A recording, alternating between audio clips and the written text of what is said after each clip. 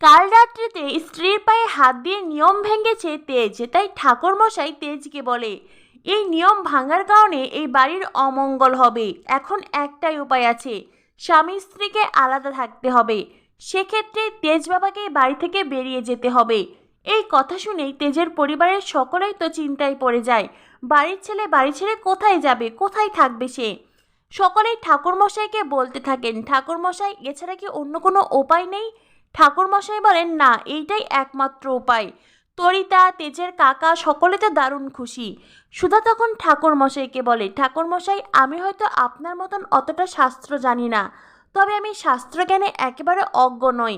আমি যতটুকু জানি তাতে শাস্ত্রে কোথাও লেখা নেই যে স্বামী তার স্ত্রীর পায়ে হাত দিলেই পাপ হয়ে যায়, অমঙ্গল হয়ে যায়। ঠাকুরমশাই সুধাকে বলে, তুমি কি আমার চাইতে বেশি জানো শাস্ত্র সম্পর্কে? সুধা বলে, ঠাকুরমশাই, আমি তো বললাম আমি আপনার মতন শাস্ত্র জানি না, তবে আমি জানি উনি আমাকে অগ্নি সাক্ষী রেখে বিয়ে করেছেন, আমাকে রক্ষা করার, আগলে রাখার, দেখাশোনা করার দায়িত্ব নেবার প্রতিজ্ঞা করেছেন।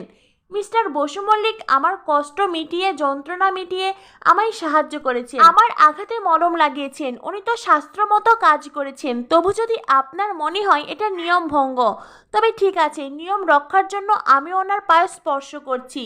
ঠাকুরমশাই বলেন, এটা কোনো ছেলে খেলা নয়। বসু মল্লিক পরিবারে প্রথমবার ঠাকুরমশাইয়ের বিধানকে নিয়ে কেউ প্রশ্ন তুলেছে, আর তাই তো ঠাকুরমশাই ভীষণ রেগে গেছেন।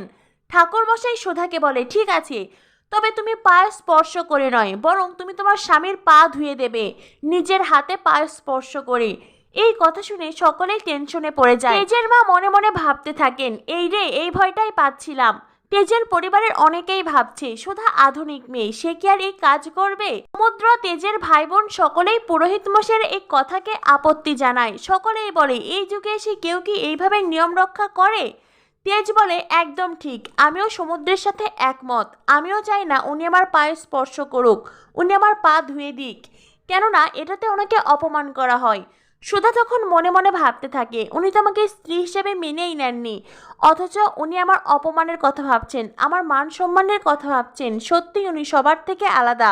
ঠাকুরমশাই তেজকে বলে, তোমরাই যখন সমস্ত নিয়ম বলে দিচ্ছ, সমস্ত নিয়ম তোমাদের জানা আছে, তাহলে আমাকে ডেকেছো কেন? আমি চললাম।